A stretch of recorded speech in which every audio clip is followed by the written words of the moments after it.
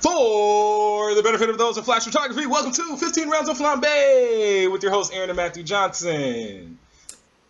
A little bit of it just WWE for reminds you me of the guys. episode of Family Guy when Cleveland was the auctioneer until the thing landed on his foot and he started slow talking. So I don't know what to give that. Well, that was a little bit of for our listeners out there that are savvy with WWE, a little bit of Edge and Christian 5-second poses for you guys out there. So bang. Oh, okay, that's why I didn't really get that one because I don't watch wrestling. Open up the show today, guys. We're going to talk a little bit about what's been going on in the world of sports from the past weekend. Matthew and I, we're enjoying our weekends, having fun, hanging out. Well, we're going to open up the show today talking about a big turning out coming from Charlotte. Michael Jordan donating money to both African American and police department funds. Matthew, tell me a little bit about that. Yeah, Aaron, it was announced earlier today that Michael Jordan had donated $1 million each to the NAACP's Legal Defense Fund, as well as the International Association of Chief of Police's Community Police Relations. And it became like breaking news because Michael Jordan, who's been considered up there with like Muhammad Ali as like the most famous athlete in America, and for the longest time he never spoke out about like public and political issues. And that's why this was really sent some shockwaves. Because even when he was playing basketball at the height of his prime, that's why a lot of people criticized him. That's a good thing that I'm glad you brought up, because that is something that Jordan has been criticized with for a number of years. Because if you think about the kind of impact, and I always when I think about Jordan and I think about the lack thereof that he did, when you look at the city of Chicago, Illinois right now, and you look at all the people and all the gun violence and all the things that are going on in Chicago, and you think about the kind of impact that Jordan had when he played, that if he had a more of an, not even Ali, because not a lot of people can have an Ali. Yeah, not a lot of people can be on the Muhammad Ali level when it comes to social impact. But even if he did more than he did, more than selling sneakers, more than playing basketball, more than just, granted, we all have fond memories and I wish I'd be like Mike and all of that good stuff, but at the same time, if the impact that he wanted to take, if he had the same mindset or even a glimpse of the same mindset as what I'm thinking chalking it up to is age and more wisdom, if he had that same kind of wisdom back then, who knows what Chicago would look like now. Yeah, I agree. It's definitely something like wisdom and age, because I was doing the famous quote research when he said that Republican buy sneakers too. Yeah. When he wouldn't endorse a Democratic candidate. And I kind of understood that until I actually looked up the Republican candidate who was running against that Democratic opponent.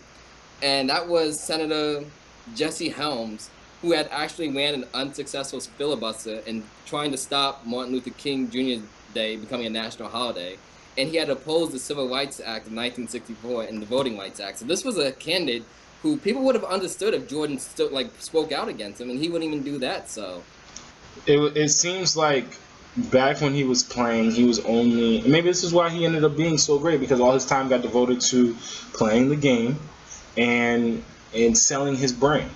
And obviously, those two things kind of go hand in hand with how successful Jordan has been over the years. First of all, Michael Jordan is probably, to this day, the most iconic, most polarizing athlete in the world.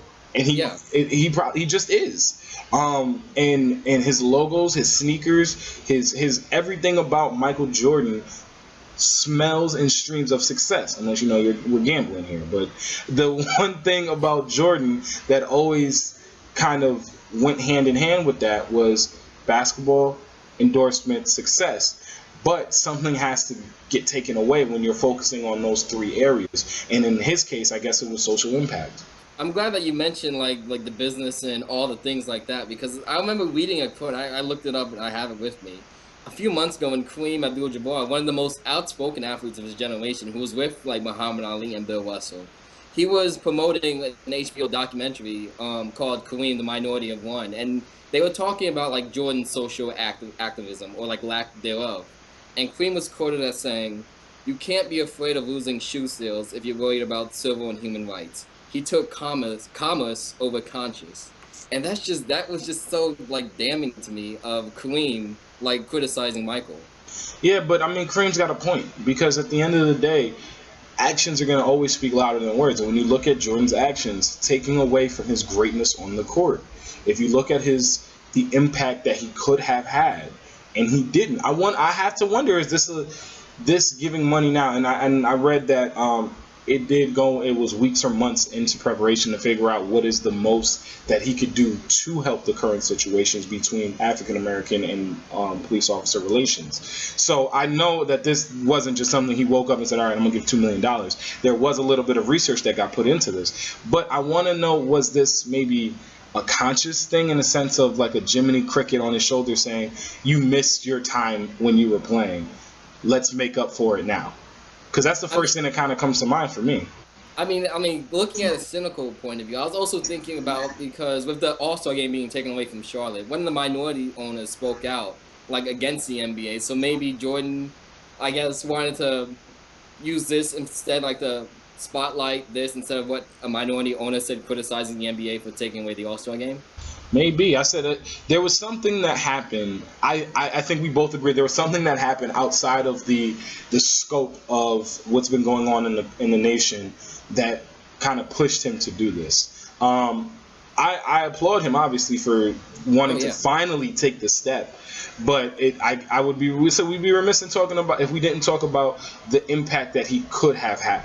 Not the one that he's doing now, and obviously, better late than never is the saying kind of here that's gonna, kind of work here. But the impact that he could have had. No athlete has ever had no one, like, he could have done so much, because no other athlete, like you were saying, like no other athlete had that much, like, was so beloved and so like by the nation. Everyone liked him. Exactly. So, well, at least he's starting to take the right steps. Yeah.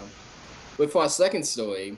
While most baseball players get suspended for PEDs or for fighting, Chris Sale found a creative way to get suspended over the weekend. And I want to talk about what happened to the All-Star pitcher. Honestly, I think this is one of the funnier, quirkier stories that come out of the weekend. Chris Sale got scratched from his start on Saturday, I believe, because he came into the clubhouse and the White Sox were supposed to be wearing a throwback jersey. I think it was from like the 1980s throwback jerseys, the recliner, the relaxer throwbacks. The whole point of the jerseys were they were supposed to be worn untucked, which baseball players in the major leagues, as well most baseball players, wear their jerseys tucked in. These were supposed to be worn untucked. Chris Sale didn't like that, so he took a pair of scissors and cut up his jersey and a few of his teammates' jerseys as well. Matthew, are you kidding me with this? I mean, it was just crazy because I was working Saturday night, and for like my job right now, I'm just watching a bunch of baseball games. So I get I've been updated. I've been following baseball a lot this season, and I saw that Sale was going to miss his start. So I was like, oh, is he injured or something? And then like maybe 10 minutes later, I see, oh, he gets suspended for like locker room issue. I'm like, oh, so was he fighting someone? No. Like 15 minutes later, no, he was suspended for cutting up some jerseys. That, like I was telling you earlier today, in a year with D'Angelo Russell, this is the most crazy story I've ever heard in sports. The thing that got me, it reminded me of what an old teammate of mine used to say. You look good, you play good. Maybe Chris Sale felt like if he didn't look good, if he didn't like the look, he was going to, throw a bunch of wild pitches, hit a few batters, not get out of the first inning. But it dawned on me that this was one of the funnier sports stories that have been, like you were talking about, like right up there with the D'Angelo Russell, recording Swaggy P. Nick Young talking about his interrelational escapades. That's your team, not mine. But how low that team has fallen. But this is something that's just, I don't know. And when you look on the South Side, and you look at all the things that are going on with Chicago, and Chris Sale, like you said, is one of the best pitchers in baseball. But then you look over at the north side of Chicago, and the Cubs that just got Aroldis Chapman from the Yankees today are sitting here high and mighty, loving the world. Look at these guys over there on the South Side can't even wear the jerseys right.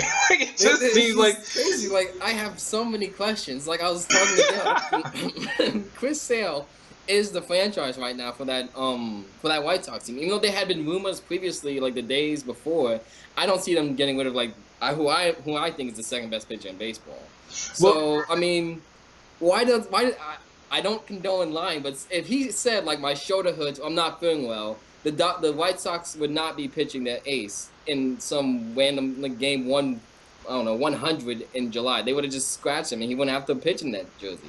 There's just like how like what jerseys are like heavy? Like did you use a knife? Did you use a scissors? What kind of scissors? Did he? How many jerseys did he cut up? Why no one else came in? Where are these answers, Chicago?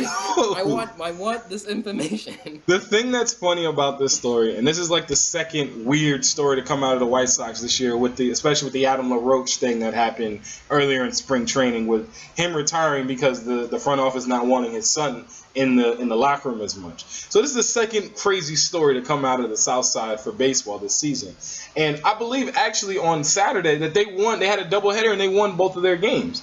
Or if it wasn't Saturday, it was Sunday. Like the next one of the days, either before or right after this happened, they had a doubleheader and they won in walk-off fashion on both games. So I don't know. Maybe this was the right level of I don't know, weird that they kind of needed. I'm glad that you brought up like the Adam LaRoche situation that happened a few months ago, because even though it wasn't like his son or anything, like they're just teammates. Chris Sale became like a very prominent figure in that whole situation because he really blasted the GM, criticizing like Williams' decision to like bar LaRoche's son as much in the locker room. So Sale's just, this entire team's just been having like a very interesting year and not really doing much in terms of like winning. Yeah, no, but they're bringing attention to themselves, so I guess that's I don't know. This maybe what's the saying? Any publicity is good publicity. I guess that's what the White Sox did. When you got the when you got the Northsiders over here winning and leading the NL, or at least tops in the NL. Just had a huge news getting 105-mile-an-hour flamethrower coming up there and really getting on the path of winning a World Series. You guys got to make the headlines somehow, I guess. Yeah. They're taking a page out of the Jets book, and it's only he didn't punch out the starting quarterback. He didn't punch out his manager. Rounding out the show today, we're going to talk about the big happening over the weekend with the induction of two of our great favorite players of all time, Ken Griffey Jr. and Mike Piazza, into the Baseball Hall of Fame. Matthew, talk to me a little bit about the great careers and what are your thoughts on Griffey Jr. and Piazza getting into the Hall of Fame? Yeah, as you mentioned, like these were two of our favorite players. They were, I guess, they were like in their early 30s, late 20s when we started watching baseball, and we saw a lot more of Piazza than Griffey because Piazza was with the Mets. Yeah. But they both had like tremendous careers. Griffey was actually the highest pick ever inducted into the Hall of Fame. He was the #1 player in the '87 draft. And Piazza's on the complete other side of the spectrum, drafted the same year, but the lowest pick ever in the 62nd round and the 1,390th pick. It was like a favor to his dad that Tommy Lasorda drafted him. I didn't hear about that story. It was a fake. Tommy Lasorda for the Dodgers drafted Mike Piazza as a favor to Piazza's dad. I don't know how his dad knew Tommy Lasorda, but the favor was draft my son, and it turned out to be Mike Piazza. Yeah, he turned out to be like the greatest hitting catcher. He is the greatest hit. In my opinion, he's the greatest hitting catcher of all time. I mean, just like some of the other numbers, like Griffey had the highest ballot ever of all time, more than Hank Aaron, Babe Ruth, Willie Mays. He had a 99.3 of the ballot, the highest ever. I don't know how it's not unanimous, but I mean, I kind of get that, but we'll talk about that later. He was a 13-time All-Star, a 10-time Gold Glove, 630 home runs, the 6th most all time, and a 97 AL MVP. I was actually trying to determine how did he not win more MVPs in the AL, but I saw Frank Thomas was there, and so was Juan Gonzalez and Pudge.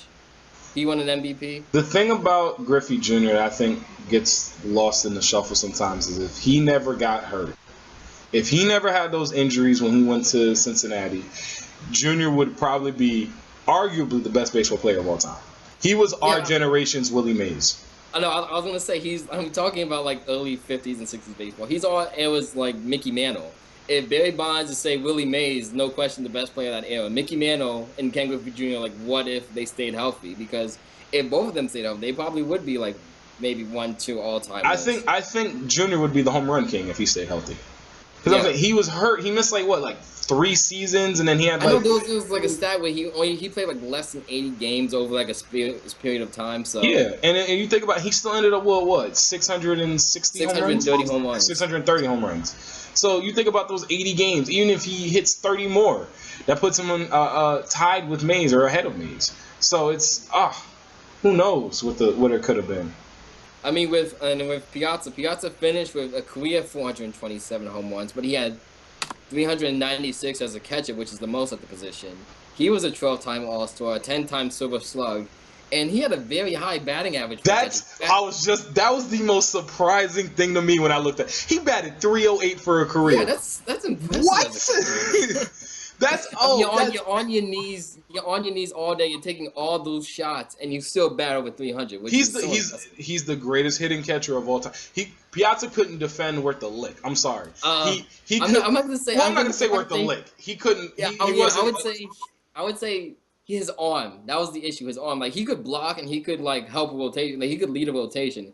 It's just his arm. That's what the struggle. He had a subpar. I think he was subpar defensively, but he was so ahead of his class on the offensive end with the bat.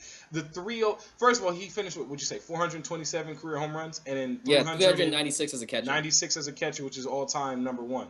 But to be able to, like you said, to be on your knees, to lead a rotation, to play the position of catcher is called the position of ignorance, and he still batted 308. It's absolutely insane, and a testament to kind of career and the kind of player that Mike Piazza was. And yet, like you said, the memories that these two have, we grew up watching more Piazza than we did Griffey, but that's just because we grew up in Connecticut and we lived in New York for a little bit of time. But it's just, the memories that we have of these guys is just something that we're going to be telling our grandkids about. Yeah, I mean, even though, like, I wasn't born, I did some research on, like, the Mad Dash 95 against the Yankees. And I didn't know, like, when he scored from first, like, to win the series, I didn't know there were no outs on that play.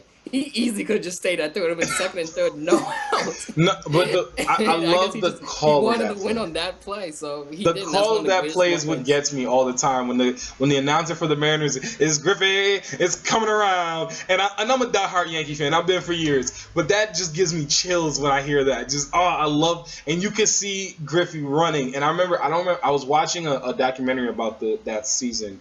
It might have actually been for the Yankees, and they were talking about how fast he was running, and it looked like Griffey was just running on air as he was coming around third, and just the Yankees had no shot in that game. And then the thing that people talk about with Junior was the smile that he had at the bottom of that pile while everyone dug, and he just had the quintessential Ken Griffey Jr. smile. Just, And he also had he put the just unimaginable fun of playing with his dad. He went back to back with his dad, and he had the smoothest swing that we've ever seen. I said because I'm the social media guy. I've been on social media for a long time, and there was a GIF or GIF, however I like to say GIF, of Ken Griffey Jr.'s swing, and the caption read, "This swing is prettier than most girls," and it is so true. Like, I just started laughing because to watch Ken Griffey Jr. swing, it was like poetry. It was just smooth and just straight through the zone and the uppercut, and just it was one of the greatest swings, if not the. I think it's the greatest baseball swing of all time. I will say. I mean, they always say lefties have the best swings because Ted Williams and Babe Ruth were lefties, so I guess it's just a lefty thing. And Bryce Harper has a nice swing too. Bryce Harper does have a nice swing, but it's no Ken Griffey Jr. And the one thing that we got to also talk about is got to be the test of moments that we have, or the moments that we have of Mike Piazza with the big home run after 9/11. And I said we were living in Connecticut at the time, and we remember how crazy it was around the country, especially in the Northeast where we were.